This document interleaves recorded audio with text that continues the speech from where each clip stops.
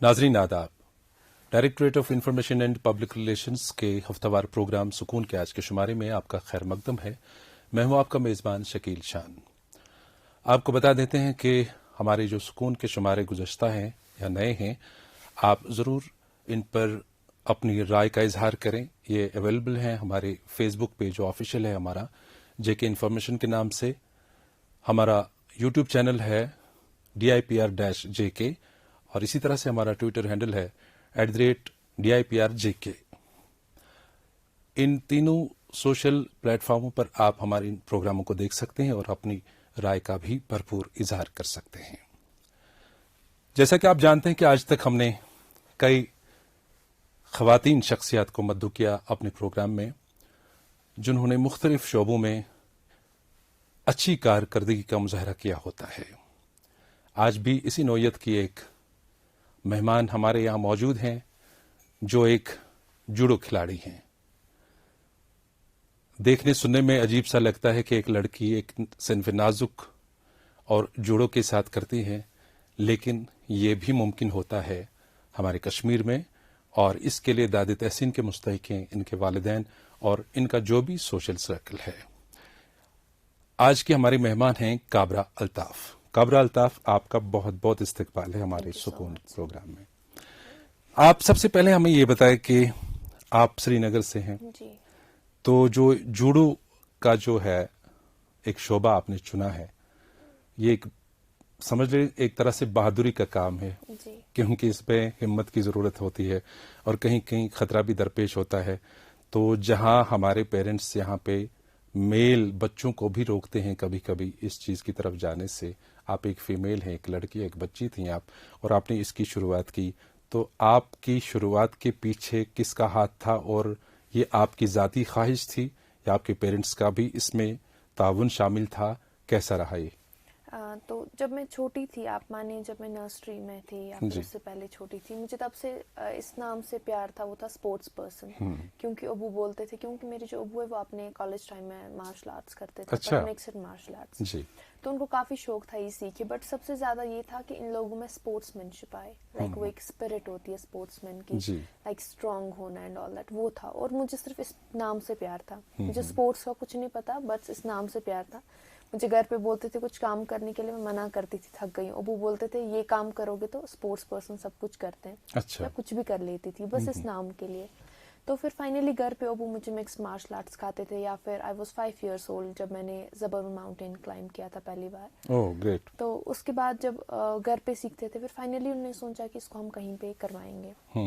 मैं स्कीइंग करती थी, स्नो स्कीइंग, लाइक उसमें मेडल्स थे। जी। फिर फाइनली हम इंडोर स्पोर्ट्स कॉम्प्लेक्स श्रीनगर गए थे, यहाँ पे कुछ मार्शल आर्ट्स के बारे में कंफर्म किया। वहाँ पे उन्होंने मिक्स्ड मार्शल आर्ट समथिंग कुछ बोला, देन सडनली उन्होंने बोला जूडो है। तो मैंने कहा उसमें क्या होता है? अबू ने मुझसे बोला उसमें जैसे मैं आपको एक थ्रो दिखाता था वैसा कुछ होता है। मुझे नहीं पता क्यों, बट मैंने बोल दिया हाँ मैं यही करूंगी। अच्छा, तो अनजाने में ही बोल दिया हाँ, आपने? बोल हाँ। दिया मैं यही करूंगी। फिर वहाँ पे उन दिनों स्टेडियम भी बंद हो गया, कुछ फिर ब्रेक आ गया, मैं ज्वाइन नहीं कर पाई। राइट। उसके बाद मैं फिर स्कीइंग करती रही। फिर नेक्स्ट ईयर मैं और गई, क्योंकि दिमाग में मतलब मेरा नाम था कि हाँ जूडो है, तो मैं फिर से गई और वहाँ पे मैंने शुरुआत जैसा कि की आपने यहाँ पे। कहा कि आपको बिल्कुल पता भी नहीं था जूडो क्या है, जब जी। आपके अब्बू ने आपको इंस्पायर किया, तो उसके बाद आप बाकायदा तरीके से इसमें ट्रेनिंग के लिए आ गई, जूडो आपने सीखा, जी। तो कैसा एक्सपीरियंस रहा वो? मेरा बहुत ज्यादा अच्छा एक्सपीरियंस रहा, क्योंकि मैंने बचपन से सीखा था। वो चीज नहीं थी कि मैं नहीं कर सकती कुछ। और जैसे आपने अभी बताया मेल और फीमेल, ऐसा कभी दिमाग में था ही नहीं। That I am a girl तो मुझे नहीं करना है, सही या है। फिर इंजरी का, क्योंकि हमारे घर पे ऐसा कभी माहौल था ही नहीं कि वो मत करो लग जाएगी। जाहिर सी बात है, वैसे जब हमने आपके बचपन से फादर नहीं सीखा था। स्पोर्ट्स पर्सन थे, जी। तो ये तो फादर की सपोर्ट की बात रही। बिल्कुल। तो आपकी मामा और बाकी जो आपके सोशल सर्कल अपना है, उनका कैसा रिएक्शन मैं रहा? बताऊंगी आपको, सबसे ज्यादा जिन्होंने मुझे इंस्पायर किया है वो मेरे मामा अबू है। उनकी वजह से मैं स्पोर्ट्स में, और मामा का हमेशा सपोर्ट रहा है। और तो मामा अभी मुझे कभी बोलते थे, मेरा बड़ा शौक था कि आप वो जंप्स करो, लाइक जिम्नास्टिक्स अच्छा टाइप अच्छा, का, तो बहुत वो अच्छी करो। बात है। हाँ, उनको भी काफी यानी शौक रवायत था से कि हट के करना उन्होंने चाहिए। ये नहीं चाहा कि प्रोफेशनल वे में जाए, कोई डॉक्टर इंजीनियर जी, बने, बिल्कुल। तो उन्होंने जो आपकी मर्जी थी या आपके अब्बू की चाहत थी, उसमें आपको आगे जाने के लिए मौका जी, फराहम किया। बिल्कुल। तो आप मुझे ये बताएं कि जब आपने कहा कि नर्सरी, और उसके बाद जब आप 5 इयर्स ओल्ड थी तब से आपने बाकायदा शुरुआत की, तो मकामी सतह पर आपका नाम काबरा अल्ताफ हमारे कश्मीर में कब उभर आया? जब मैंने प्रोफेशनली यहाँ पे स्टार्ट किया 2011 में, उससे पहले स्कीइंग में चले नाम था कहीं ना कहीं, आता था कि इसका मेडल आया है एंड ऑल दैट। जूडो की अगर मैं बात करूँ तो 2011 मेरा पहला ही इंटर स्कूल में गोल्ड आया था, स्टेट चैंपियनशिप में गोल्ड आया था। तब किस क्लास में पढ़ती थी? तब मैं 7th क्लास अच्छा। में, 6th और 7th। तो उस दौरान मतलब नाम आया कि हाँ काबरा अल्ताफ लाइक जूडो करती है एंड ऑल दैट। तो वहां से ही शुरुआत हुई। फिर मेरा पहला नेशनल में मेडल आया 2013 में। अच्छा। तो फिर तब से वो शुरुआत ज़्यादा हुई कि फिर नेशनल्स में जो मेडल्स इंटर कॉलेज या स्टेट तक महदूद थे, उसके बाद वो नेशनल्स में आना शुरू हो गए, लाइक कैंप्स में आना शुरू हो गए। अल्हम्दुलिल्लाह इस बारी स्टेट अवार्ड भी मिला। अच्छा। लाइक वो चीज़ यहाँ तक फिर पहुँच गया। बहुत अच्छी बात है। और आपने जब शुरुआत की तो आपके कोच के बारे में जानना चाहूंगा कि कोचिंग किन से फिर बाकायदा जो एक प्रोफेशनल वे में आपने जूडो सीखा, तो उसके लिए कोच कौन थे आपकी, या कोचिंग यहाँ पर हुई या बाहर हुई? तो यहाँ पे जब मैंने शुरुआत की तो हमारे यहाँ पे शफकत शफी जो कोच है, हमारे जूडो कोच है, डिप्लोमा किया उन्होंने जूडो में, क्वालिफाइड कोच है हमारे स्टेट स्पोर्ट्स काउंसिल के, उनके अंडर मैंने यहाँ पे प्रैक्टिस की। और उसके बाद जब मेरा पहला मेडल आया, मैं उसके बाद ही centre of excellence NSNIS Patiala में गई, जीवन शर्मा के अंडर हमने कोचिंग ली जी। और उसके बाद 2017 में इंस्पायर इंस्टीट्यूट ऑफ स्पोर्ट्स, वहाँ पे भी मेरे जो सीनियर कोच थे वो जीवन शर्मा ही है। अच्छा। तो तब से मैंने उनके अंडर। कहाँ? बेंगलोर में? जी। अच्छा। तो आप मुझे पता है कि कहाँ कहाँ आपने पार्टिसिपेट किया, चाहे वो लोकल लेवल पे आपने किया हो या नेशनल लेवल पे, या अवार्ड लिया हो, नाम भी लिया हो, तो थोड़ी बहुत जगहें तो आपको याद होंगी। किन किन के साथ आपने मुकाबला किया? मुकाबला अगर मैं बताऊं तो सीनियर नेशनल में, जब हम स्टेट्स की बात करते हैं like junior nationals and all that, तो इंडिया की सारी स्टेट से आते हैं बच्चे, लाइक मणिपुर है, पंजाब है, हरियाणा है, दिल्ली है, उत्तराखंड है, लाइक बहुत सारी स्टेट्स हैं जो पार्टिसिपेट करते हैं, चंडीगढ़ है, या फिर यहाँ पे तो कश्मीर में खेला ही हुआ है। स्टेट हमारी जम्मू में होती है, वहाँ का क्या बताना। तो वहाँ तो लाइक मैंने 19 टाइम स्टेट गोल्ड मेडलिस्ट हूँ, तो वहाँ पे लाइक आना जाना था ही हमेशा। उसके बाद नेशनल्स की यही बात हुई। अगर जैसे आपने पूछा पार्टिसिपेशन के बारे में, किन के साथ खेला, ज़्यादा अच्छा एक्सपीरियंस रहा है सीनियर नेशनल में, क्योंकि मैंने रिसेंटली 2 इयर्स पहले सीनियर नेशनल में पार्टिसिपेट करना शुरू किया, जो क्योंकि हमारे उसमें फोर्सेस की टीम्स भी आती है, वो स्टेट तक महदूद नहीं रहती। तो थोड़ा सा एलैबोरेट करें कि सीनियर्स के साथ जब आप खेलते हैं किस एज ग्रुप के होते हैं? सीनियर्स हमारा हमेशा +18 होता है। अच्छा। या +21 होता है सीनियर्स में।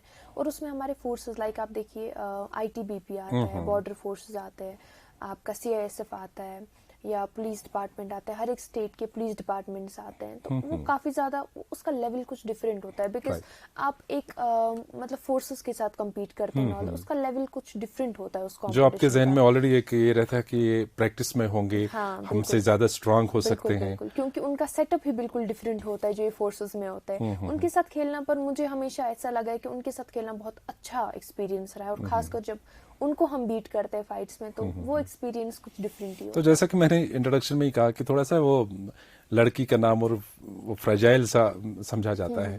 जब आप नेशनल खेल या कहीं बाहर स्टेट में गई, तो माशाल्लाह हमने भी जैसे कि टीवी पर देखते हैं या ऐसे भी कभी आंखों से देखा है, थोड़ी बहुत उनमें स्ट्रेंथ होती है, मतलब लगता है कि ये स्ट्रांग लड़कियां हैं। तो आप एक कश्मीर से एक फेयर सी एक छोटी सी बच्ची जाती थी, कभी डर तो महसूस नहीं हुआ ऐसे मुकाबलों में? नहीं, खेलने के दौर से अगर मैं बताऊं कि जब खेलता है कि हमें डर लगता है, कुछ लगेगी, इंजरी का कभी कोई डर नहीं था। अगर मुझ में कभी वो डर होता है तो वो ये होता है कि शायद मैं अच्छा परफॉर्म नहीं कर पाऊं, क्योंकि मेरे दिमाग में एक चीज होता है that I have to do my best. मेरे दिमाग में इतना ही होता है। काबरा, इसके साथ साथ ये भी जानना चाहेंगे, क्योंकि ये जो जूडो है इसमें इंजरी का भी एहतमाल रहता है, और वो कभी कभी हो भी सकता है, क्योंकि ये आपने ऑप्ट किया है ये गेम। तो कभी आपके साथ ऐसा हुआ इंजरी का कोई मामला सामने आया? मैं सेंटर ऑफ एक्सलेंस में थी, तब मेरी परफॉर्मेंस पीक पे थी, मैं बताऊंगी 2015 में, 14-15, तो मेरे नी में इंजरी हुई थी सेंटर ऑफ एक्सलेंस में। तो हमने थोड़ा रिहैब करवाया, फिजियो ने and all that, but finally फिर मुझे सडनली इमरजेंसी में ऑपरेट कराना पड़ा नी, क्योंकि वो रिकवर नहीं हुआ, काफी फ्लूइड हो गया था, फिर बर्स्ट होने का कुछ डॉक्टर ने बताया था, सो मुझे ऑपरेट कराना पड़ा।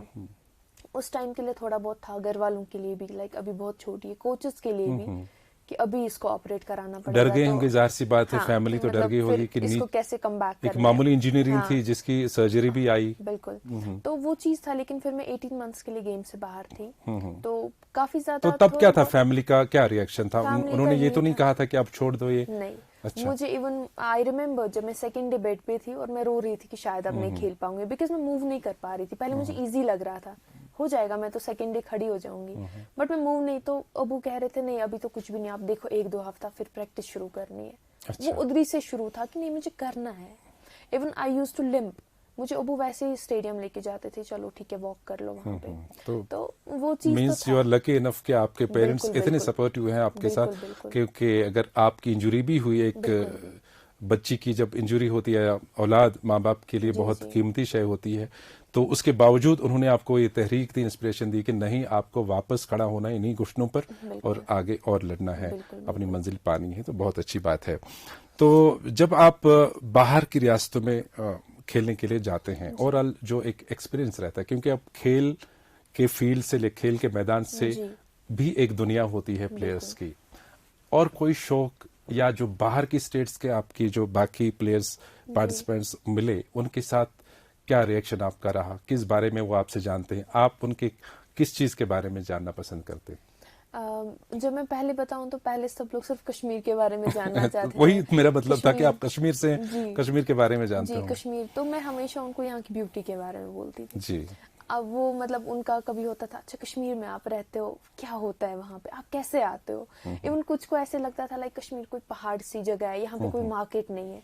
तो वो बोलते थे आधे फ्रेंड्स मुझे कि आप सरवाइव कैसे करते हो कश्मीर अच्छा। में, लाइक बिगिनिंग में। तो जब मुझे पूछना होता था तो मैं मोस्टली उनको उनके स्पोर्ट्स के बारे में पूछती थी, आपके पास कैसा इंफ्रास्ट्रक्चर है, Okay. आप कैसे प्रैक्टिस करते, क्योंकि हमारे पास यहाँ इंफ्रास्ट्रक्चर काफी ज्यादा कम था उन दिनों। अभी तो चलिए होने लगा है, और मैंने अभी कश्मीर के लिए मैट्स मंगवाए हैं, जूडो मैट, जो हमारे पास नहीं थे। मुझे स्पॉन्सर मिला था तो उसके बदले मैंने मैट्स लिए थे, और वो मैंने सारे कश्मीर को डोनेट किए थे कि हम उस पर प्रैक्टिस करें। तो इन चीजों की कमी थी पहले से, मैं ये जानना चाहती थी उनके पास क्या क्या फैसिलिटीज हैं जो हम लैक करते हैं बिल्कुल, कहीं और पे। वो मुझसे कश्मीर के बारे में पूछते थे। तो ये जो स्पोर्ट्समैनशिप का एक स्पिरिट सा अंदर होता है, जी।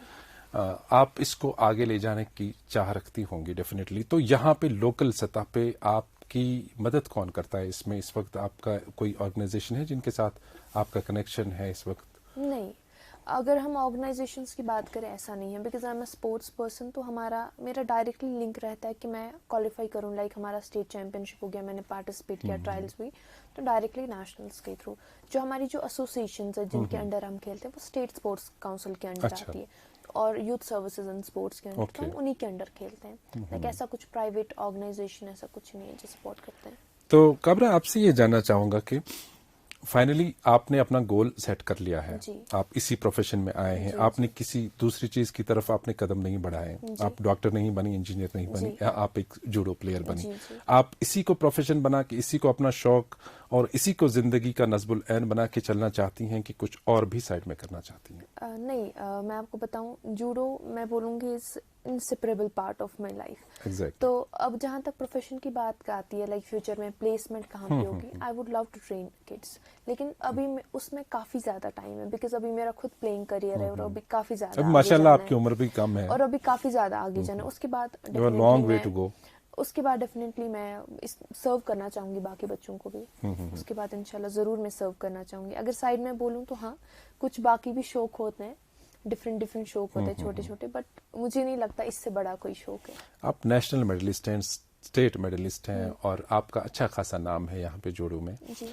तो अभी सोसाइटी का क्या रिस्पांस है, क्या रिएक्शन आता है जब आप बाहर निकलती हो? ये देखिए जी, काबरा अल्ताफ बाहर जाती हैं, तो क्या होता है आपके फ्रेंड सर्कल में, आपके रिलेशंस में? पेरेंट्स का तो आपने बताया, बहरहाल उनका तो हाथ है ही।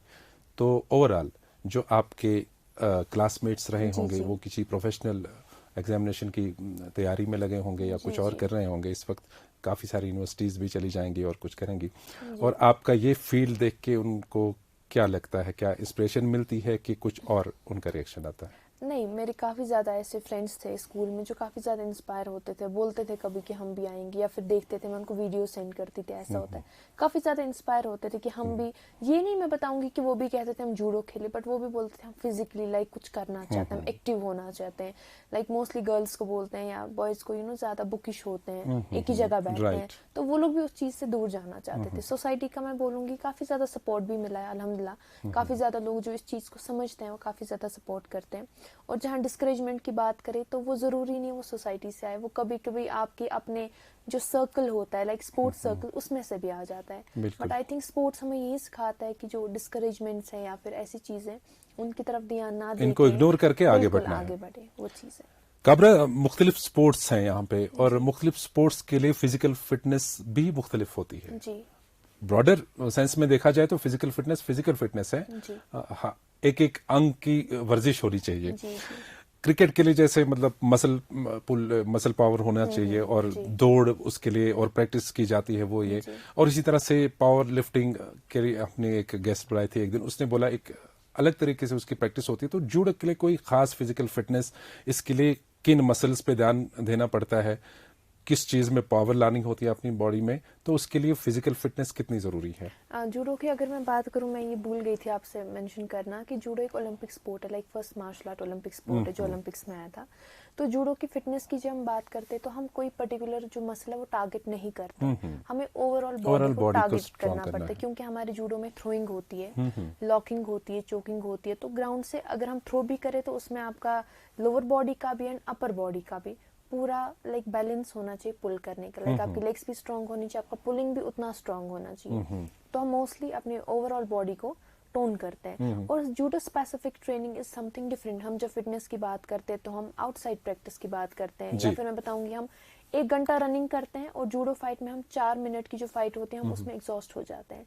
तो जो फाइटिंग प्रैक्टिस होती है वो फिटनेस इज समथिंग डिफरेंट। और जब हम फिजिकल फिटनेस की बात करते हैं लाइक खुद को टोन करना, that is completely different. Judo में हम जूडो स्पेसिफिक ट्रेनिंग करते हैं जिससे हम फिट होते हैं, लाइक हमारी बाउट्स होती है, शाई होती है, उच्चकोमी होती है, स्पीड होती है, लेकिन वो सारा पार्टनर के साथ होता है क्योंकि जूडो 2 लोग खेलते हैं। तो हमारी जो फिटनेस भी है वो 2 लोगों के साथ होती है। अभी आपने कहा कि 4 मिनट का एक सेशन रहता है फाइट का, तो ये 4 मिनट ही होता है कि इससे ज्यादा भी हो सकता है? हमारा जूडो में जो गेम है वो 4 मिनट का होता है और 4 मिनट 1 सेकंड में भी गेम खत्म हो सकती है, 2 सेकंड में भी। और हमारी गेम में राउंड्स नहीं होते हैं। ओके। आपके पास 4 मिनट है, आप 4 मिनट में फाइट खेल सकते हो। कभी ये होता है कि दोनों ओपोनेंट्स के इक्वल स्कोर्स है और इक्वल स्कोर के बाद क्या होता है कि वो फाइट कंटिन्यू चली जाती है जी। वो आधा घंटा भी जा सकती है। अच्छा जी, जब तक किसी का स्कोर ना पड़े। और उसमें कोई रेस्ट नहीं होता हमारे स्पोर्ट में, वो कंटिन्यू चलेगी और बिना किसी रुकावट के, जब तक कि किसी को कोई माइनस पॉइंट या फिर कोई स्कोर ना पड़े और गेम खत्म हो। तो हमने फिजिकल फिटनेस की बात की काबरा, आप का भी एक शेड्यूल बना होगा, आप कैसे मैनेज करते हैं कि बाकी काम, स्टडीज भी आपकी जा रही है माशाल्लाह। आपसे ये पूछना भी हम वैसे भूल गए कि आप स्टडीज में भी इस वक्त हैं, तो किस स्टैंडर्ड में आप? जी मैं 6th में हूँ, bachelors in arts. Okay, bachelors in arts. तो घर के काम भी करती होंगी, जाहिर सी बात है कि नहीं? जी थोड़ा बहुत। अच्छा, थोड़ा बहुत। और स्टडीज भी एक तरफ से जारी हैं, तो फिजिकल फिटनेस पे कितना ध्यान दे पाते हैं, कितना टाइम निकालते हैं उसके लिए? उसके लिए तो सबसे ज्यादा टाइम निकालते हैं क्योंकि मॉर्निंग में भी प्रैक्टिस होती है, इवनिंग में भी प्रैक्टिस होती है। तो ज्यादा से ज्यादा टाइम मेरा स्पोर्ट्स में ही जाता है, स्टडीज में उतना नहीं जाता, या घर के कामों में या बाकी जो होते हैं हॉबीज होती है उसमें नहीं जाता, इसमें ज्यादा। क्योंकि हॉबीज का वैसे जिक्र आपने किया, तो कुछ और है हॉबी? हॉबीज, हाँ मुझे सूफिज्म पढ़ना बहुत पसंद है, लाइक मुझे नॉवेल्स पढ़ना बहुत पसंद है, या फिर कश्मीरी कल्चर के बारे में, या फिर लिखना मुझे बहुत अच्छा लगता है, लव राइटिंग पॉइंट्स। तो सूफिज्म के बारे में आप पढ़ना चाहती हैं, जानना चाहती हैं, वाकई ये बात काबिल फख्र है आप हम सब के लिए, क्योंकि जब भी आपको मौका मिले तो पूरी जो दुनिया है वो सूफिज्म को लाइक करती है। सूफिज्म इसलिए कि वहाँ पे वहदानियत, वहाँ एकता, वहाँ सब एक जैसे हैं। तो ये फलसफा जो है ये आगे लेके जब आप जाएंगी अपनी यूटी से बाहर, जम्मू कश्मीर से बाहर, तो वाकई आपको अप्रिसिएशन इसका मिलेगा, ये मेरी तरफ से वादा है आपको। तो इस चीज़ को आप कंटिन्यू करें और अल्लाह करे कि आपका जो स्पिरिट है स्पोर्ट्स पर्सन बनने का और आगे और लोगों को तरबियत देने का, ये कामयाब हो आप इसमें। और आपका यहाँ आने के लिए बहुत बहुत शुक्रिया। फिर कभी मौका मिला आपको दोबारा दावत देंगे यहाँ। नाजरीन, आपको बताना चाहेंगे कि आप हमारे सुकून के तमाम शुमारे हमारे ऑफिशियल फेसबुक पेज जेके इन्फॉर्मेशन पर, यूट्यूब चैनल DIPR-JK और ट्विटर @DIPR-JK पर देख सकते हैं। वहाँ पर ये सारे शुमारे देखकर ज़रूर अपनी राय का इजहार करें, हमें कमेंट करें, सब्सक्राइब करें, शेयर करें हमारे प्रोग्रामों को। आज के प्रोग्राम से दीजिए अपने मेज़बान को इजाज़त। खुदा हाफिज़।